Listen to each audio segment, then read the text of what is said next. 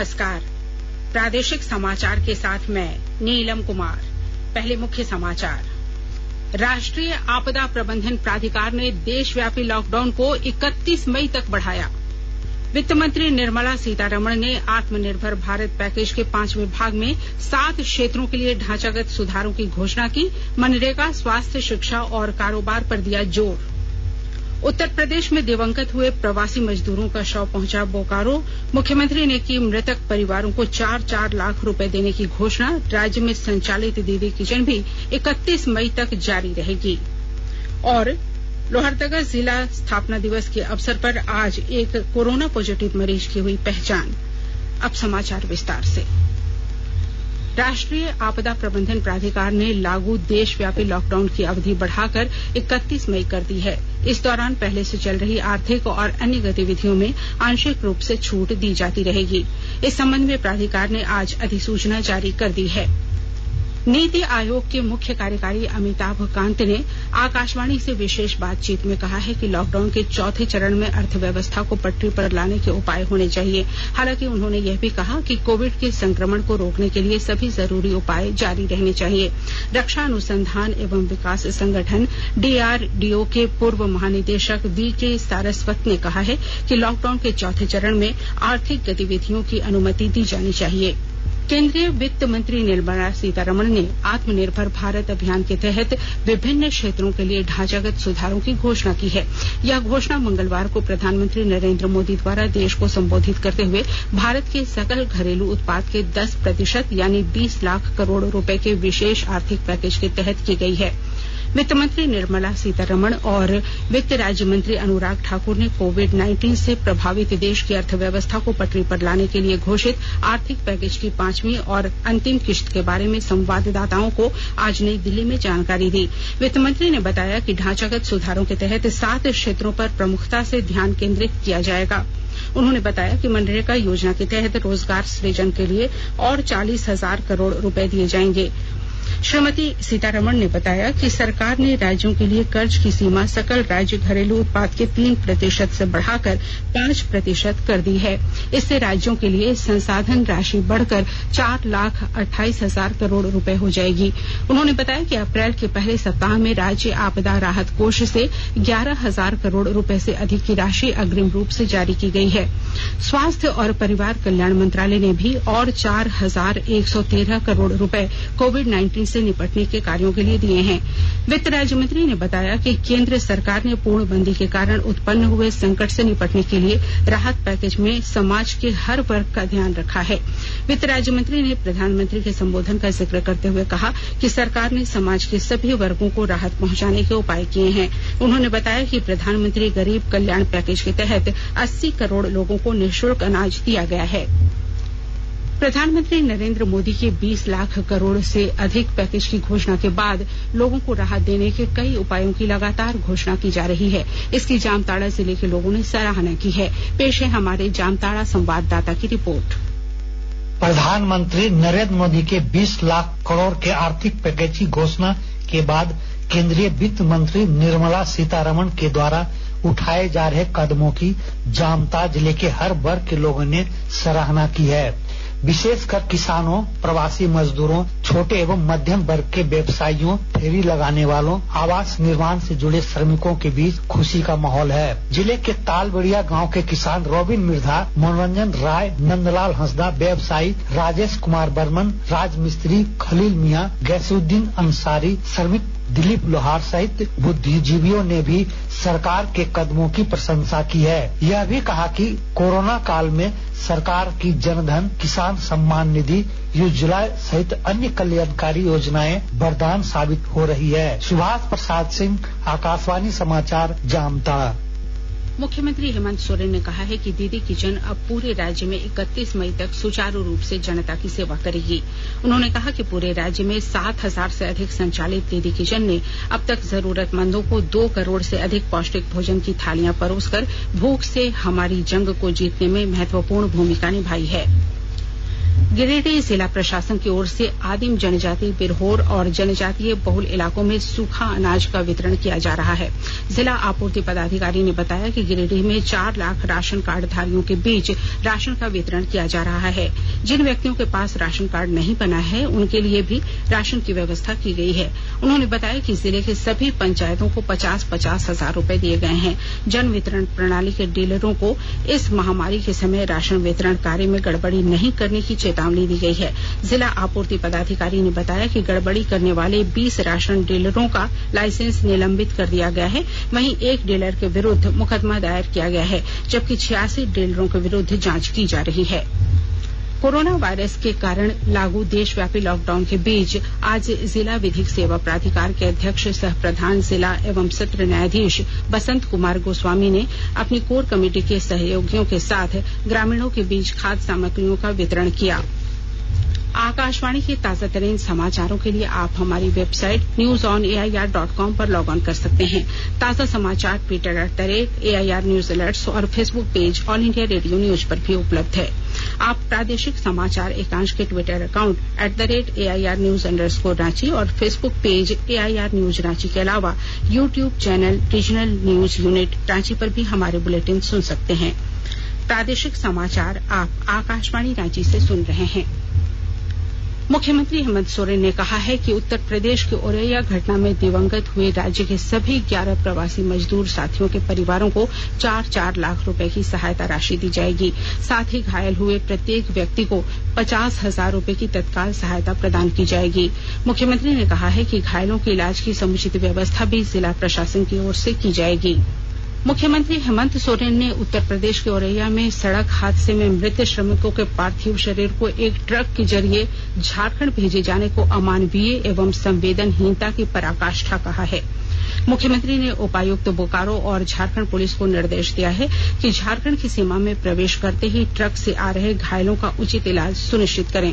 साथ ही मृतकों के पार्थिव शरीर को पूरे सम्मान के साथ उनके घर तक पहुंचाने का प्रबंध कर सूचित करने का भी निर्देश दिया है। मुख्यमंत्री ने उत्तर प्रदेश सरकार और बिहार के मुख्यमंत्री से आग्रह किया है कि झारखंड के घायल तथा मृत प्रवासी श्रमिकों के लिए झारखंड की सीमा तक परिवहन की बेहतर व्यवस्था की जाए। झारखंड की सीमा पर राज्य सरकार उनके लिए गरिमापूर्ण व्यवस्था करेगी। मुख्यमंत्री को सोशल साइट के माध्यम से तस्वीरों और वीडियो से यह बताया गया था कि औरैया हादसा में मरने वाले झारखंड के प्रवासियों के शवों को एक ट्रक पर बोकारो के चास स्थित उनके घर भेजा जा रहा है। वहीं घायल लोगों का कहना था कि बर्फ की सिल्लियां पिघलने के बाद शवों की स्थिति बिगड़ती जा रही है। ये जानकारी मिलने के बाद मुख्यमंत्री ने इस मामले को गंभीरता से लिया। झारखंड और बंगाल के सीमावर्ती जिलों में विभिन्न राज्यों से आने वाले प्रवासी मजदूरों का आवागमन लगातार जारी है। पुलिस प्रशासन की ओर से जिले की सीमाओं पर अन्य जिलों से आने वाले श्रमिकों को रोककर उनके बारे में विस्तार से जानकारी ली जा रही है। इसी क्रम में खूंटी क्षेत्र के श्रमिकों की भी झारखंड और बंगाल से सटे तुलीन बॉर्डर पर प्रतिदिन स्वास्थ्य जांच की जा रही है। पश्चिम बंगाल का पुरुलिया जिला अब तक ग्रीन जोन में है, इसलिए बॉर्डर पर प्रत्येक मजदूरों की स्वास्थ्य की जांच की जाती है। स्वास्थ्य और परिवार कल्याण मंत्रालय ने लोगों को सलाह दी है कि वे नोवल कोरोना वायरस से अपने को सुरक्षित रखने के लिए सभी बुनियादी एहतियाती उपायों का पालन करें और सामाजिक दूरी बनाए रखें।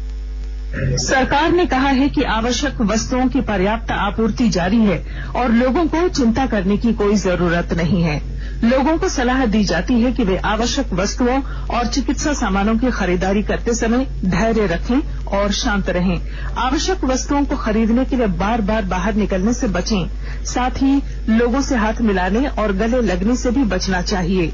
बाजार, मेडिकल स्टोर और अस्पतालों में लोग कम से कम 1 मीटर की दूरी बनाए रखें। घर पर गैर जरूरी सामाजिक समारोह से बचा जाना चाहिए और घर पर मेहमानों को नहीं बुलाना चाहिए। लोगों को अपनी आंख, नाक और मुंह छूने से बचना चाहिए और लगातार हाथ साफ करते रहना चाहिए। हाथ को दोनों तरफ से कम 20 सेकंड तक रगड़कर धोना चाहिए। यदि कोई व्यक्ति खांसी या बुखार से पीड़ित है तो वह दूसरों के संपर्क में आने से बचे और डॉक्टर से तुरंत परामर्श ले। स्वास्थ्य मंत्रालय ने कोरोना वायरस के बारे में जानकारी के लिए एक टोल फ्री नंबर 1075 जारी किया है। इधर राज्य सरकार की ओर से भी कई दिशा निर्देश जारी किए गए हैं।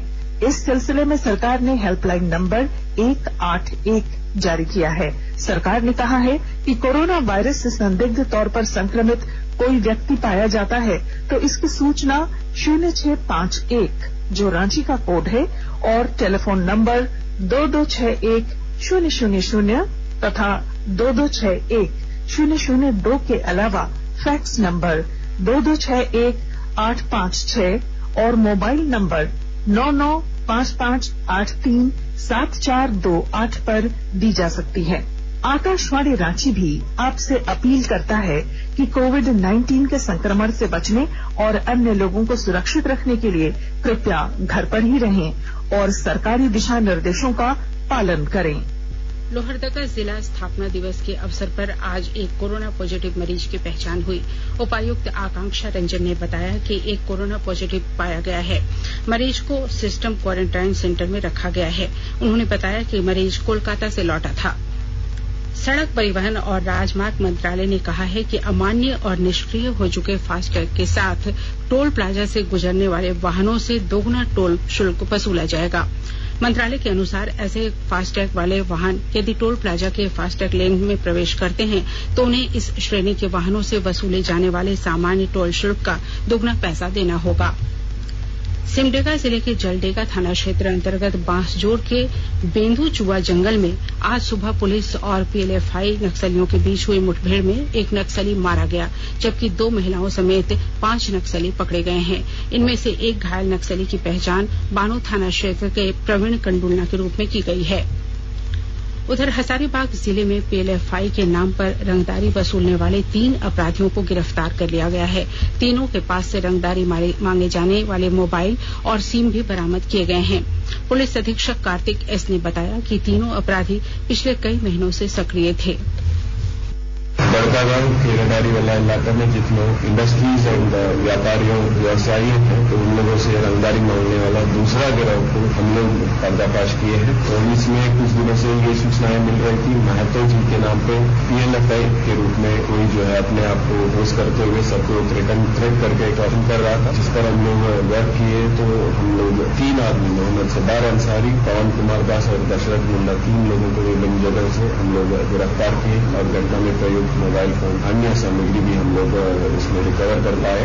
और उनसे पूछताछ करने पर ये पता चला कि ये लोग टोटल 7 लोग जो है पहले जेल गए हुए थे और जेल से जो है ये लोग अपना गैंग बना दिए और रिसेंटली जो जैसे बेल मिला है बाहर आके फिर क्राइम की दुनिया में अपना पहचान बनाने के लिए इस जगह हरकत कर रहे थे। और हजारीबाग पुलिस पहले ही इंटरसेप्ट करते हुए उनको उस राइड को हम लोग रोक पाए। उधर चतरा के कोल्याञ्चल में सक्रिय कोल माफियाओं के विरुद्ध पुलिस ने बड़ी कार्रवाई की है। पुलिस अधीक्षक ऋषभ झा को मिली गुप्त सूचना के आधार पर सिमरिया थाना पुलिस ने तिबाब गांव से 2 ट्रकों के साथ 3 तस्करों को गिरफ्तार किया है। पुलिस ने बताया कि इलाके में सक्रिय कोल माफियाओं के विरुद्ध अभियान जारी रहेगा। लातेहार जिले के चंदवा थाना क्षेत्र के बनहरदी दूधमटिया टोला निवासी युवती हत्याकांड का पुलिस ने खुलासा कर लिया है। पुलिस ने हत्याकांड में शामिल अपराधियों को गिरफ्तार कर आज जेल भेज दिया। पुलिस अधीक्षक प्रशांत आनंद ने बताया कि इस हत्याकांड को उसके प्रेमी ने ही अपने दोस्तों के साथ मिलकर अंजाम दिया था और हत्या करने के पूर्व सभी ने उसके साथ दुष्कर्म भी किया था। गिरफ्तार अपराधियों को निशानदेही पर चंदवा पुलिस ने मृतकों के मोबाइल सहित अन्य सामान भी बरामद कर लिए हैं। और अब अंत में मुख्य समाचार एक बार फिर। राष्ट्रीय आपदा प्रबंधन प्राधिकार ने देशव्यापी लॉकडाउन को 31 मई तक बढ़ाया। वित्त मंत्री निर्मला सीतारमण ने आत्मनिर्भर भारत पैकेज के 5वें भाग में 7 क्षेत्रों के लिए ढांचागत सुधारों की घोषणा की। मनरेगा, स्वास्थ्य, शिक्षा और कारोबार पर दिया जोर। उत्तर प्रदेश में दिवंगत हुए प्रवासी मजदूरों का शव पहुंचा बोकारो। मुख्यमंत्री ने की मृतक परिवारों को 4-4 लाख रुपए देने की घोषणा। राज्य में संचालित दीदी किचन भी 31 मई तक जारी रहेगी। और लोहरदगा जिला स्थापना दिवस के अवसर पर आज एक कोरोना पॉजिटिव मरीज की हुई पहचान। इसके साथ ही आकाशवाणी रांची से प्रादेशिक समाचार का ये बुलेटिन समाप्त हुआ। नमस्कार।